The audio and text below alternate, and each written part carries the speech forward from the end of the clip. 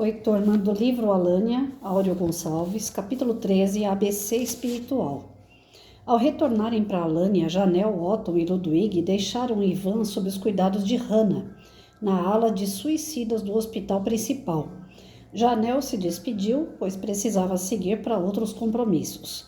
Agradeço imensamente a companhia de vocês, disse ela. Em breve estaremos juntos novamente em outras tarefas e experiências. Sempre contando com a inspiração e proteção do Mestre Jesus, preciso dar atenção a certos afazeres inadiáveis, mas peço que me mantenham informada sobre o estado de Lucas, Anthony, Ivan, Ana e Dária. Estamos sempre ligados em pensamentos, não esqueçam. Janel gradativamente foi desaparecendo no ar, com um sorriso sereno envolvendo os amigos em forças magnéticas de esperança e coragem. Inspirados por aquela valorosa mulher, Otton e Ludwig seguiram para os seus compromissos de trabalho a serviço da coletividade de Alânia e combinaram de se encontrarem em seguida. Otton ainda não sabia, mas Ludwig havia sido designado pelo conselho da cidade para tutelar o amigo em suas descobertas no mundo espiritual, compartilhar saberes, experiências e doar o seu próprio tempo ao curioso e inteligente recém-chegado. Ludwig, que era um espírito já forjado em severas disciplinas, não apenas se esmerava em cumprir a tarefa, como sentia prazer na companhia de Otton, a quem enxergava como um companheiro entusiasmado e com um magnetismo pessoal de muita amizade e carinho. Assim, os dois novos amigos se encontraram mais tarde na grande praça principal da cidade e, após a oração coletiva do fim da tarde, resolveram caminhar e aproveitar a tênue e revigorante brisa que soprava naquele início de noite. Após algumas quadras, avistaram enorme quantidade de trabalhadores saindo de prédios com características industriais, destinados à fabricação de alimentos e alguns tipos de objetos de uso pessoal, inclusive vestimentas. Mas tudo não poderia ser confeccionado pela força do pensamento? Questionou Otton. Ludwig respondeu pacientemente. Até poderia, mas lembremos que estamos numa região do mundo espiritual ainda pautada nos condicionamentos que trazemos de nossas vivências na crosta planetária. As pessoas ainda trazem impressões materiais e não são treinadas para plasmarem na matéria do plano espiritual tudo o que necessitam. Também precisam ainda de trabalhos dessa natureza em suas rotinas e não têm condições de se alimentar apenas com os fluidos presentes na atmosfera, por meio de exercícios respiratórios e outras técnicas.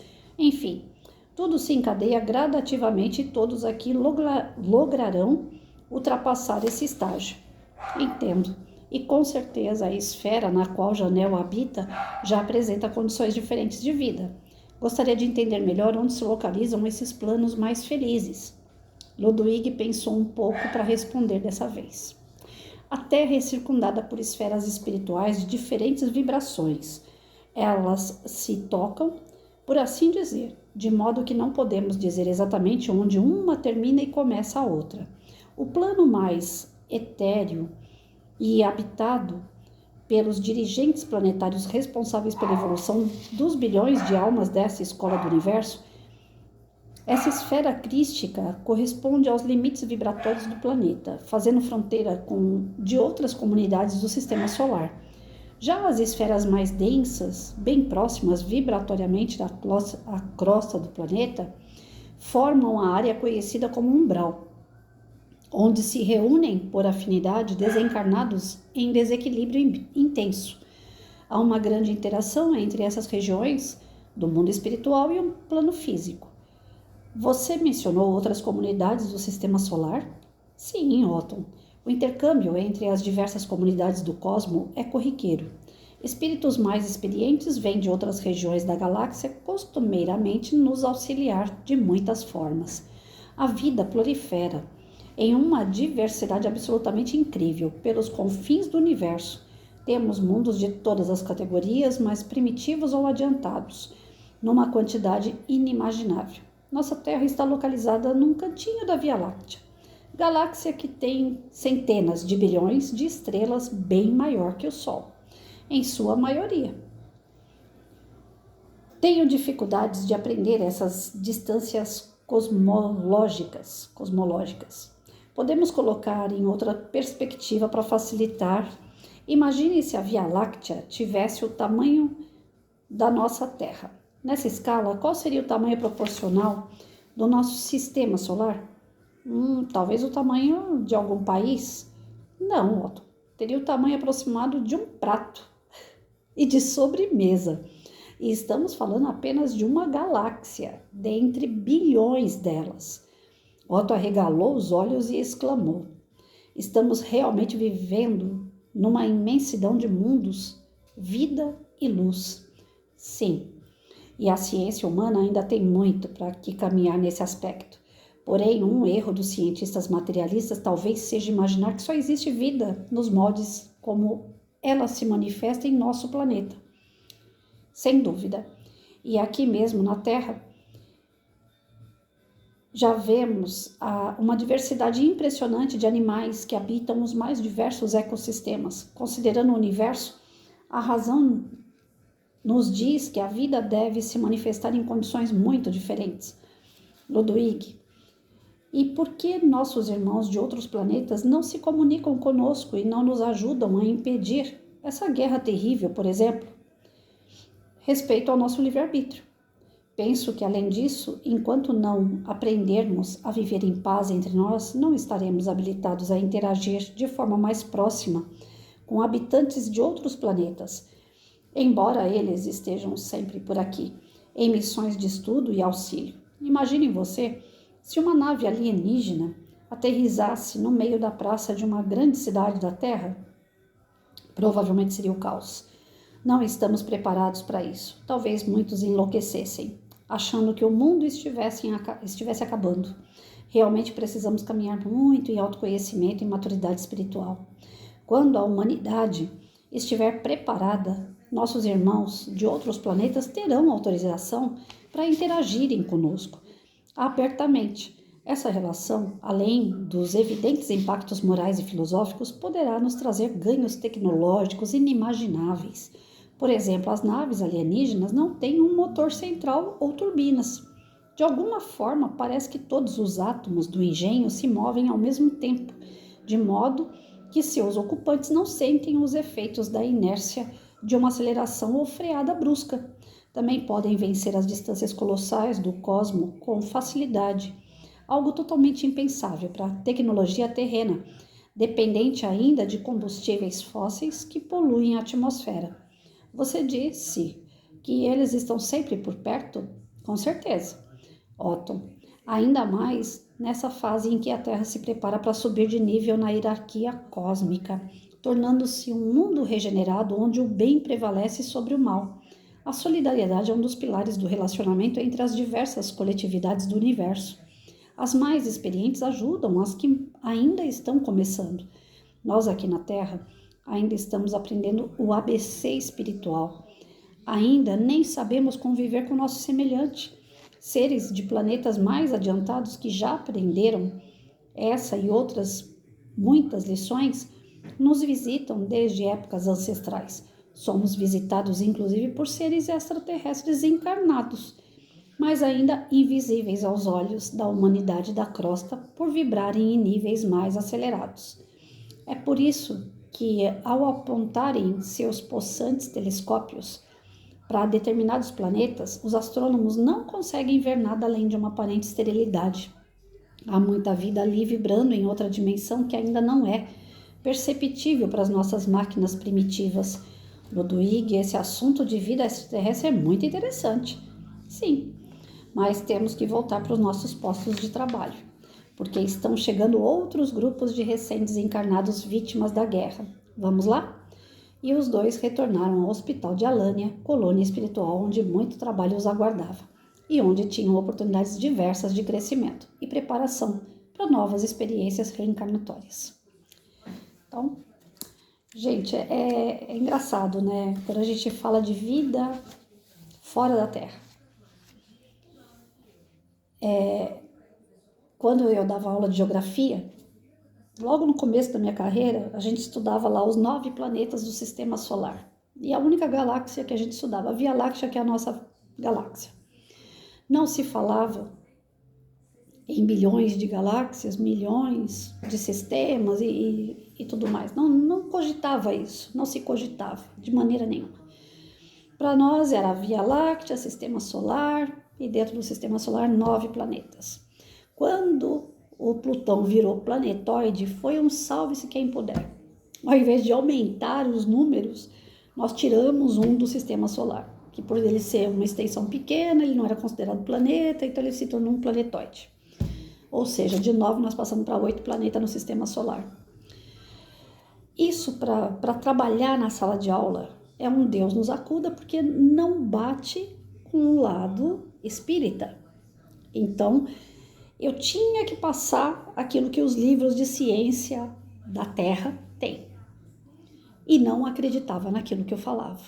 Então, pensa na contradição que é um professor chegar na sala de aula e falar, olha, acreditem que vocês só têm 9 planetas, agora nem 9 são 8, um sistema solar e uma galáxia. Pronto, nós somos o bambambam no universo. Não tem vida fora da Terra, não tem nada além daquilo que vocês possam ver.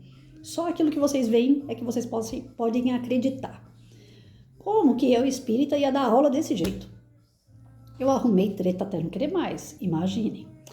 Porque eu não podia falar sobre espiritismo respeitando dentro da sala que tinha católicos, evangélicos, umbandistas, tinha aquele outro budistas.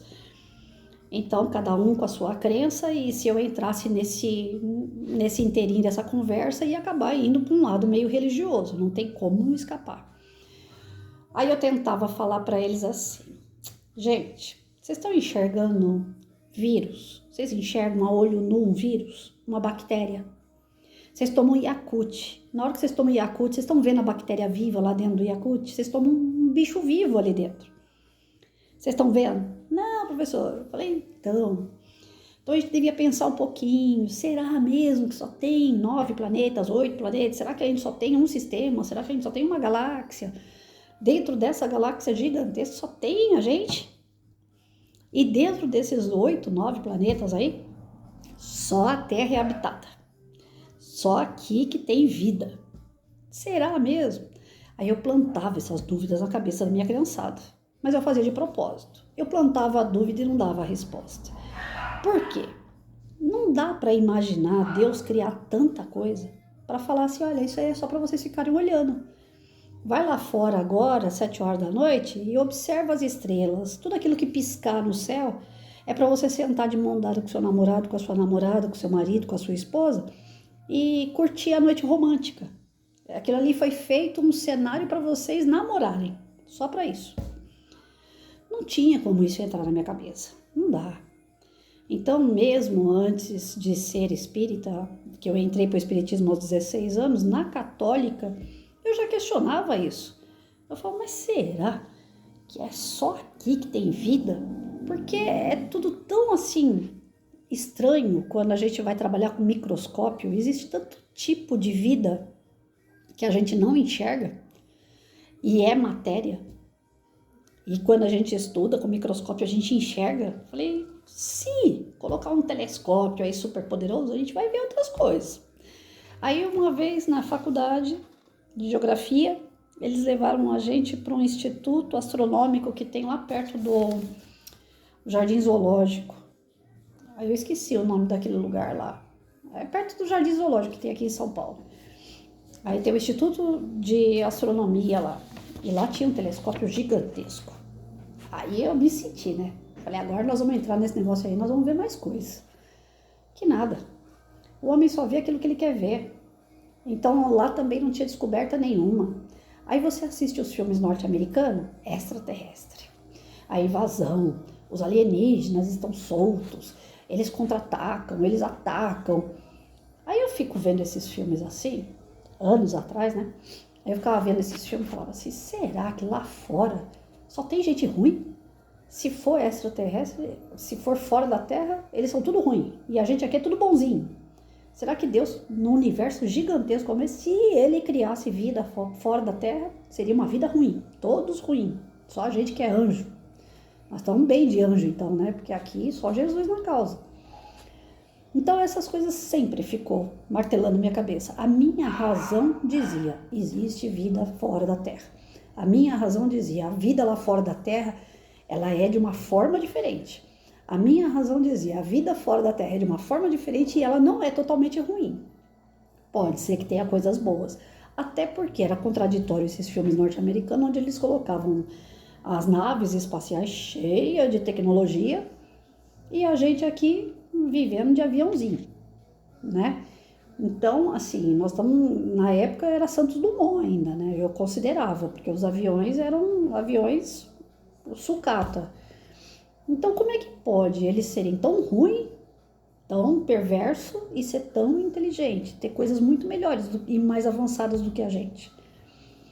Então, são coisas assim que, se você parar para analisar no grosso, você não precisa nem ser espírita, você não precisa nem acreditar em vida após a morte. É simples, as dicas estão aí, de que existe vida após, a Terra, fora da Terra, né? E existe uma vida fora do corpo físico, que a gente morre o corpo físico, mas a gente tem alguma coisa depois. Para onde que a gente vai?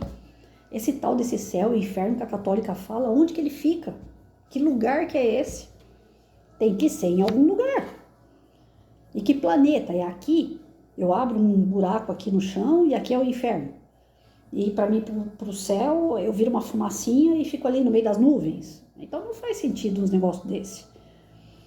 Então tinha que ter algum outro lugar. Que lugar era esse? Eram outros mundos. Então nós estudando, a gente vai aprofundando tirando essas dúvidas. Foi para isso que eu estudei. Foi para isso que eu fui buscar entendimento. E busco até hoje, eu não parei. Eu preciso entender tudo isso para eu acreditar. Se a gente não entende, se a gente não estuda, a gente não acredita. Só porque alguém falou, a gente acredita, porque a gente toca, porque a gente vê, porque a gente tem provas. Então o estudo traz que essa lógica, que essa razão, ela tem um sentido de ser. Porque nós somos espíritos e já passamos por outros mundos, ora. Então a gente traz esse conhecimento. Não é algo que desperta de fora para dentro, é algo que está aqui dentro que desperta para fora.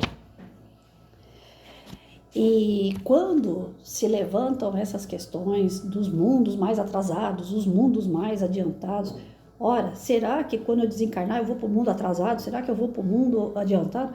Veja as suas ações, veja os seus pensamentos, seus sentimentos, eles estão ligados em quê? Sempre foi dito para a gente que nós somos aquilo que nós pensamos. Não é aquilo que nós comemos, isso aí é o nosso corpo. O nosso corpo é o que a gente come. Se eu comer pão, doce, gordura, o meu corpo é enorme, né? Eu sou gorda. Se eu fizer uma dieta balanceada, meu corpo é mais esbelto, mais saudável. Então, nós, na escola, aprendemos, né? Nós somos o que comemos, nós somos em corpo o que comemos.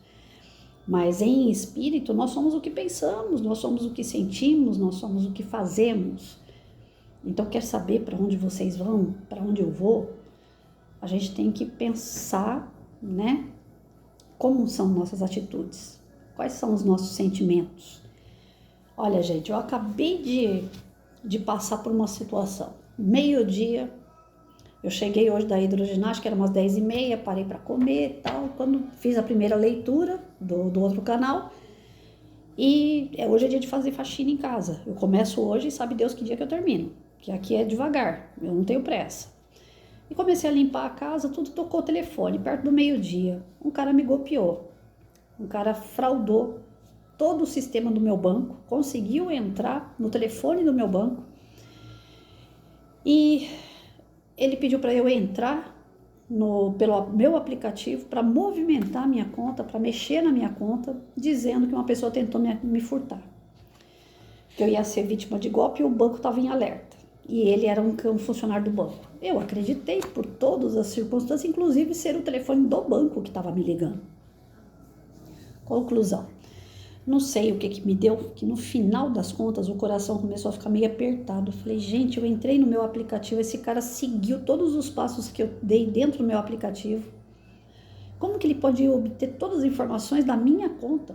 Quem é esse cara? Eu não tenho certeza se ele é funcionário do banco ou não. O que eu fiz? Desliguei o telefone, aí eu liguei pro meu gerente Patrícia, isso é golpe. Eu fiquei até 2 horas da tarde para resolver essa situação. Se fosse um outro tempo, esses caras colocavam uma arma na barriga da gente e entravam no banco para assaltar a gente. Era a base da violência, não era a base da inteligência. A gente achava que esses caras eram inteligentes porque eles conseguiam passar pela aquela catraca que tem no banco sem ser detectados os metais neles, né? Mas eles usavam de violência, eles usavam de articulações para entrar no banco fisicamente e roubar, assaltar, furtar. Hoje os caras entram no celular, na sua conta, no aplicativo de celular, você estando dentro da sua casa e você acredita que é do banco. Eles conseguem te convencer pela lábia, de conversar com educação, numa boa, perguntando, falando um doce, deixando a gente tranquila. Fica tranquila, nós estamos cercando sua conta, não vai acontecer nada com você. Quando terminou tudo aquilo que meu gerente falou, que era um golpe, eu comecei a pensar como que poderia ter sido isso se fosse fisicamente. Poderia ter sido muito pior. O golpe antes era dos trocados no caixa eletrônico. Hoje eles entram na sua conta e o teu pagamento todinho vai rodar se bobear. Eles estão mais inteligentes. As pessoas estão mais desenvolvidas na inteligência. Mas no emocional, no moral, elas continuam hiper, mega atrasadas. Porque enquanto você tiver o desejo de fazer o mal para uma outra pessoa, isso está te prendendo a um mundo inferior.